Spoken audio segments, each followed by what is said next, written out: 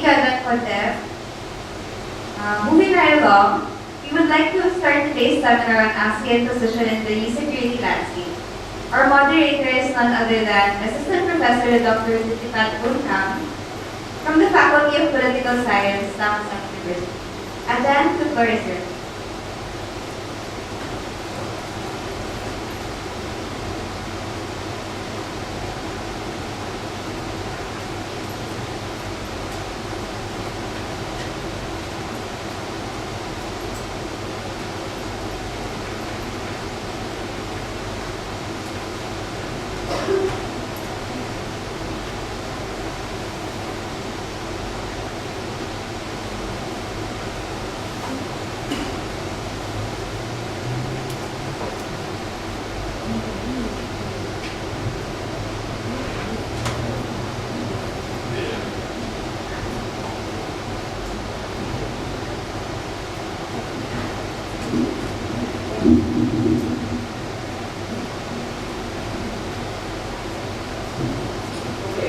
Good morning, everyone. Our fellow colleagues, students, distinguished guests, ladies and gentlemen. Welcome all of you all to the public seminar on ASEAN's position in the new security landscape. Today we have a great privilege and honor to welcome our distinguished professors and guests who are going to present on one of the most important, challenging, and timely topics on the new security landscape in the region, and the role of the position of ASEAN in this rapidly changing landscape. I'm sure that we all here are looking forward to listening to insights and in-depth knowledge from our distinguished guests today. First thing first, let me introduce once again our distinguished speakers. First, Dr. Raymond. Raymond is a research fellow at the Strategic and Defense Studies Center at Parkorb School of Asia-Pacific Affairs at Australian National University in Canberra. His research focuses on Southeast Asian security. Our second speaker is His Excellency Mr. Thammasat. Mr. Thammasat is former Thai ambassador to Vienna. He also served as a former Director General of the Department of American and South Pacific Affairs at the Chinese Foreign Ministry. Now, Mr. Thammasat is a member of the Advisory Board of Director at Thammasat Institute of Area Studies. Our third speaker is Dr. Malcolm Cox from Singapore.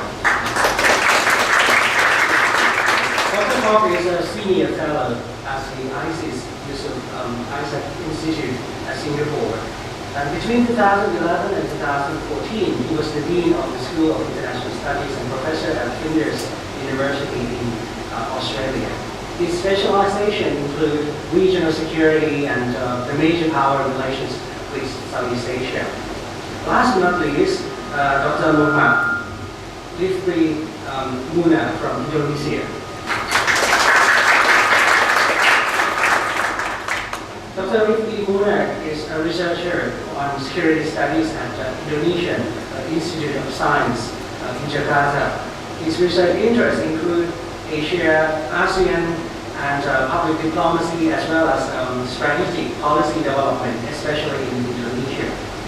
So today we are extremely pleased to have all of you here with us. I'm sure that we can learn from a variety of different viewpoints and perspectives from our keynote guests. When we talk about new security and political landscape, or architecture, if you like, in the region of Asia-Pacific, or nowadays so-called the Indo-Pacific, the concept itself remains a highly contested concept. I think we can come up with so many things, ranging from first, the complex interdependence and socio-economic cooperation of regionalism and regionalization. Second, the regional security architecture involving the management of the spiral of conflicts and peaceful settlement of the conflicts in the region. And last but not least, the current great powers competition or contestation represented in, for example, the great powers' grand strategies, such as the China-led Belt and Road Initiative or US-led Free and Open Indo-Pacific strategy. I'd like to begin this public lecture with a set of questions for our distinguished speakers today. The first set of questions is about the new security landscape and the power dynamics and relations among key players in and beyond the region. I'm wondering what exactly the new security landscape or architecture is in your opinions. What is the role and grand strategy of the US under the Donald Trump administration in the region? Is the so-called Indo-Pacific strategy a rebalancing towards Asia, or to what extent is this policy a containment of China? I think the Indo-Pacific concept is firstly initiated by Japanese Prime Minister Shinzo Abe back in 2016, and then reconceptualized as a good local military alliance between the US, Japan, India, and Australia since late 2017. The US even renamed its Pacific Command to the Indo-Pacific Command in 2018. Yet the Indo-Pacific still means different things for different leaders in different countries across the region. On the one hand, how do the countries such as Japan, India, and Australia think about or strategically conceptualize the Indo-Pacific region? On the other hand, what is China's stance and others' stance on the Indo-Pacific strategy? Okay. In that sense, will the new regional security landscape be narrowly divided in terms of the great power competition, or broadly thought as the management of regional order and integration? The second set of questions is about the ASEAN centrality and its strategic position within the transformation of regional security landscape. How and in what ways does the new security landscape affect and change the Indo-Pacific region in general, as well as ASEAN community in particular? What is ASEAN's position in this great transformation of power relations and perhaps the transition of regional order? How and to what extent does the ASEAN centrality manage or engage with the great power competition? And with our ASEAN way of non-interference and peaceful settlement of conflicts, what should ASEAN reflect, react, or respond to this change? And as Thailand is the current ASEAN chair this year, very popular questions. What role should Thailand take within this emerging regional strategic architecture? And I believe these questions to our distinguished speakers for open discussion, dialogue, and debate today. In this first round of discussion, shall we have 15 to 20 minutes for each presentation, and then we can open the floor for Q&A and comments for the audiences. Without further ado, may I ask Professor Greg Raymond to kickstart our public seminar. The floor is yours. Thanks very much, Professor Junipart. What a pleasure to be here at Thammasat University today to talk about ASEAN in the new security era. About 2 years ago, I attended a seminar, a conference at the Asia Pacific Center for Security Studies in Hawaii. The seminar was jointly convened by Stanford University, RSIS at Singapore, and also my own university. And its title was ASEAN at 50, Southeast Asia at Risk? ? I think the title of that seminar reflected the tendency, particularly in the United States, to always be concerned that ASEAN is becoming irrelevant, or ASEAN is no longer contributing anything of value. And while I don't share that view, I'm also not perhaps as optimistic or as positive as some of the commentators, such as Martin Natalegawa or Kishu Mahbubani, who do talk about the ASEAN miracle and talk about the continued positive role of ASEAN. Now, I'm a supporter of ASEAN, At the same time, I do think some of the dynamics in the region that we are currently observing are placing in question ASEAN's continued relevance and ASEAN's continued potential to play an influential role in regional and global politics. So what I want to do in the 15 minutes that I have is first of all just offer some preliminary remarks about some of the challenges within Southeast Asia at the moment. And then I want to talk about some of the pressures emerging outside the Southeast Asian region, outside ASEAN. Then I want to take a slightly longer view of ASEAN's performance in relation to security matters. And here I want to deal with the hypothetical scenario, and that is China establishing a military base in Cambodia, because I think that's a very good way to focus our thinking. And finally, I'll address the question of Thailand's plans for ASEAN in 2019 and what might be done by Thailand as chair. So I think within ASEAN there are several security issues and challenges at the moment. Clearly, ASEAN is remaining relatively quiet and relatively passive in relation to China's island reclamation program, the weapons installation on the South China Sea islands, and its periodic use of coercion against, for example, Filipino fishing boats and depriving Filipino fishermen of access to islands within Philippines EEZ. Now, we're all aware that China and ASEAN are negotiating a code of conduct, and of course that is a positive trend that we wish to see continued dialogue, but at the same time this is a pressure on ASEAN. It is something that ASEAN has not been able to prevent, and it's not a particularly positive reflection on ASEAN. The second issue, of course, is the continuing humanitarian crisis on the border of Myanmar and Bangladesh. Now, ASEAN is making serious efforts to find a way of resolving that crisis to prevent a humanitarian disaster, but as yet, ASEAN's influence with the government of Myanmar has been relatively limited. And then thirdly, there's been relatively slow progress, as I understand it, on developing habits of intelligence sharing within ASEAN with regard to terrorism.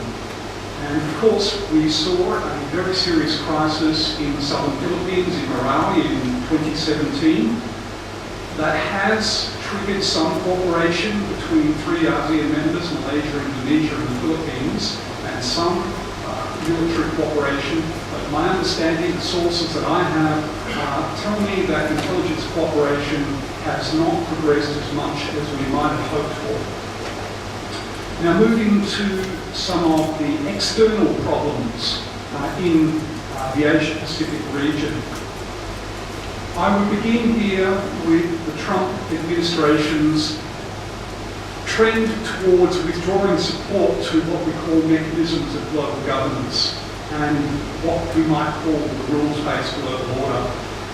One of the most worrying decisions or policies at the moment of the Trump administration, and this is ignoring much of the rhetoric which comes from the Trump administration. Currently, the Trump administration is refusing to allow new appointments to the appellate court of the World Trade Organization, the WTO. Now, there are only 3 judges left on the appellate court.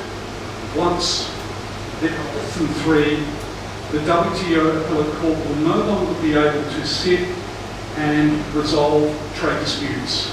Now, that will be a serious blow to the trade, to the rules around trade which operate in the Asia-Pacific region, because there are very few regional frameworks. Most of East Asia's trade operates under rules established by the WTO. Of course, the United States itself is seeing a hardening of its view towards China, what has been described by Australian Prime Minister Kevin Rudd as a structural shift in the way the American security establishment views China. And of course, we are hearing discussions, we're hearing mention of a new Cold War, and of course, Vice President Mike Pence's speech last year at the East Asia Summit was a very strong speech against China, and of course there are increasing tensions there. Now turning to China, China's military footprint is continuing to increase. Of course, we've had the establishment of its first overseas military base, that's in Djibouti, that's a long way away. Still, there are now persistent reports of China wanting to establish a military base in a Pacific Island country. That hasn't happened yet, but it has been continually discussed. And of course, there are now some reports of potentially looking to establish a military base in Cambodia. Unconfirmed at the moment, denied by Hun Sen at the moment, and yet there are persistent reports. We also have the emergence of new forums and blocs associated with pushback against China. We have the quadrilateral security dialogue of India, Japan, the United States and Australia. And of course we have the US Free and Open Indo-Pacific Initiative. And at the same time, China is continuing to pursue very vigorously the Belt and Road Initiative. It's increasing its investment and building of infrastructure, increasing its aid packages, and is seeking to, perhaps most importantly, establish a new centrality by establishing standards.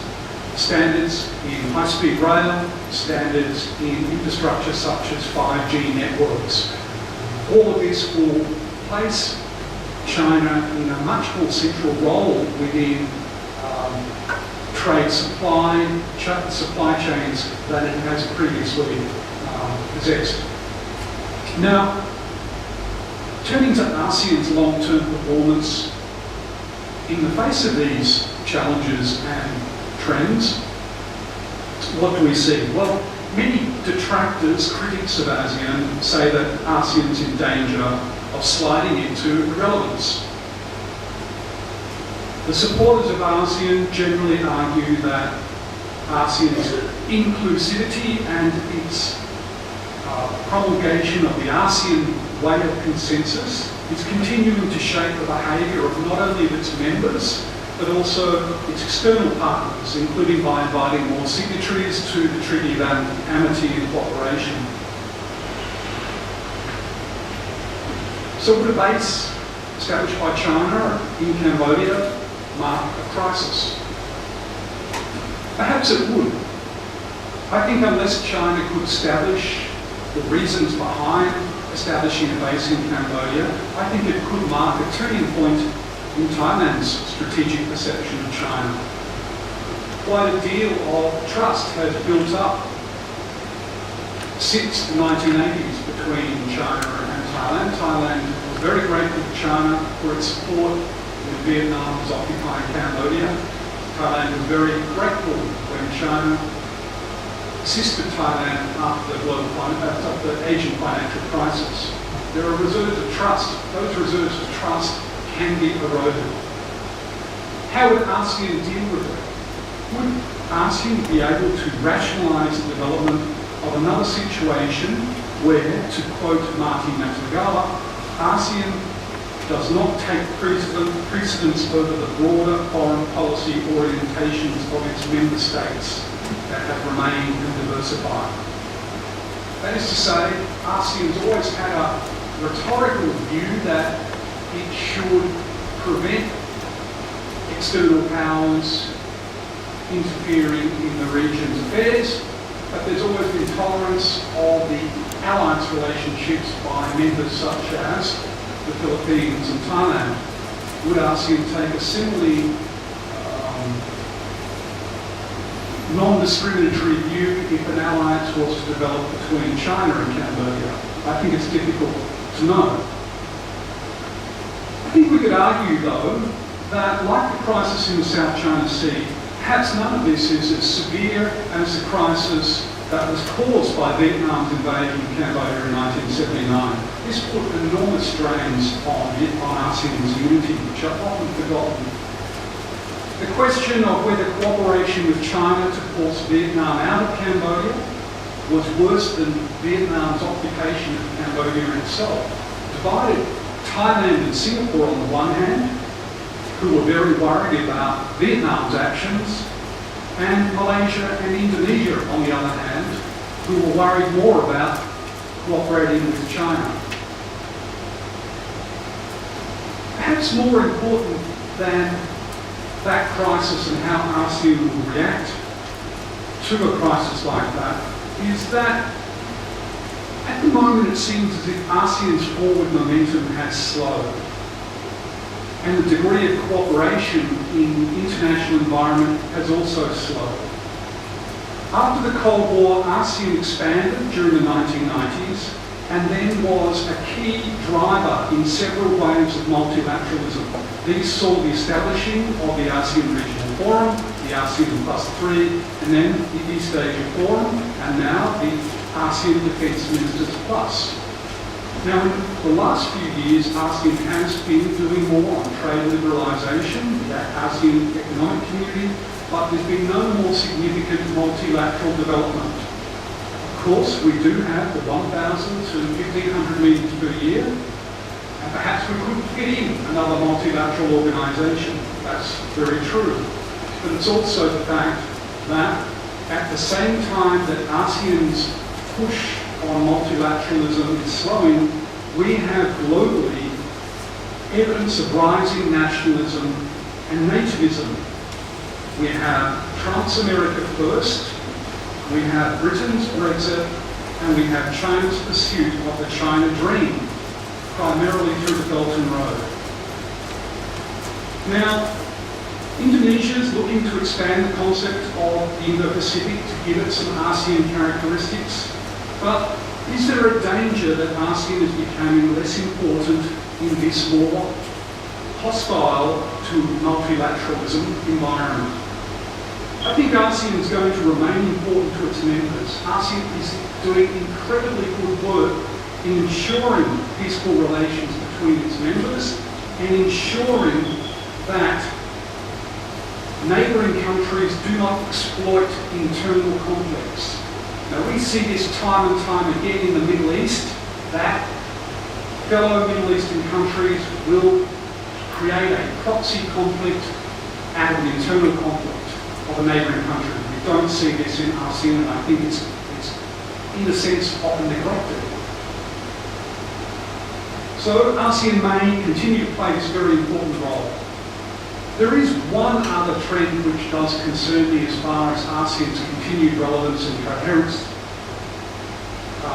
goes, though, and that is the possibility of mainland Southeast Asia drifting into a closer partnership with China, and particularly Yunnan province, through the integration that's occurring with infrastructure, transport infrastructure particularly, but also the emergence of China-centred forums like Lanchang Mekong Forum. Will we see ASEAN become more oriented towards its maritime Southeast Asian members? One thing I would not agree with is that ASEAN is becoming irrelevant because it's ignoring the rising strategic competition between the US and China. I don't think it's ever been ASEAN's role to try and monitor or dampen these great power dynamics. It is true that the PLA Navy is going to become the world's second largest Navy by 2020.